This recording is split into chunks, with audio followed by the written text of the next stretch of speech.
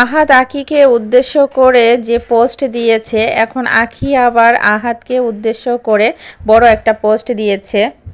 আখি বলছে, আল্লাহ জানে আমার সাথে কি কি কি হয়েছে শুরু থেকে শেষ অবধি। আমি কালই আমার শরীরে অনেক লোম, আমার প্রাইভেট স্থান নিয়েও ট্রোল করা হয়েছে। এই সব কিছু উপেক্ষা করে আমি অনলাইনে এখনও টিকে আছি। আমি 100% গ্যারান্টি দিয়ে বলতে পারবো আমার জায়গায় অন্য কোনো মেয়ে এইভাবে টিকে থাকতো না। আমার বাচ্চার দুধ ডায়াপার নিয়েও অনেক অপমান করা হয়েছে আমাকে। আমার মায়ের গায়ে শুধু হাত তোলা বাকি ছিল। যেই মহিলা ডায়াবেটিক্সের রোগী, সেই মহিলার দিনরাত আমার ছেলেটাকে রাখে, আর আমি অল্প অল্প টাকায় অনেক প্রমোশনের কাজ করি দিনরাত।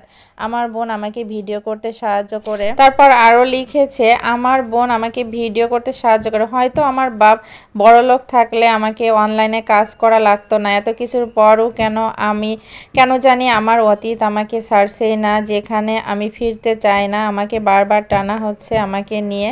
এখনও বিভিন্ন রকমের কথা। আমি মেন্টালি অসুস্থ হয়ে যাচ্ছি। হয়তো কোনো একদিন আপনারা জানবেন আমি সুইসাইড করেছি। আমি আর এইভাবে পারছি না। আমাকে আমার ছেলে নিয়ে বাঁচতে দিন।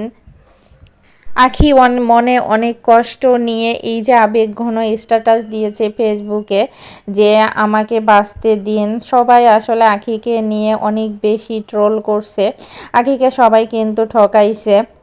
যখন তাদের নিজেদের স্বার্থ হাসিল হয়ে গিয়েছে, তখন আখিকে বিপদে ফেলতেও দ্বিধাবোধ করছে না। যে আখি ফ্রিতেও কিন্তু অনেকের প্রমোশনের কাজ করে দিয়েছে, তারপরেও আখিকে নিয়ে অনেক বদনাম করেছে লোকে। যাই হোক, যারা বদনাম করেছে তাদেরকে উদ্দেশ্য করেই কিন্তু আখি বলেছে লাইভে এসে যে আমি ফ্রিভাবে কাজ করে দিয়েছি, সামান্য অল্প অল্প করে টাকা নিয়েছি। অল্প টাকায় কিন্তু কেউ প্রমোশনের কাজ করে দিবে না। তারপর আহাদকে উদ্দেশ্য করেই কিন্তু পোস্টটা দিয়েছে যে আমার সাথে এগুলা হচ্ছে। আখি কিন্তু ছেলে আয়াসকে নিয়ে একা একাই থাকতে চায়, আর আহাদকে এভাবেই বলছে।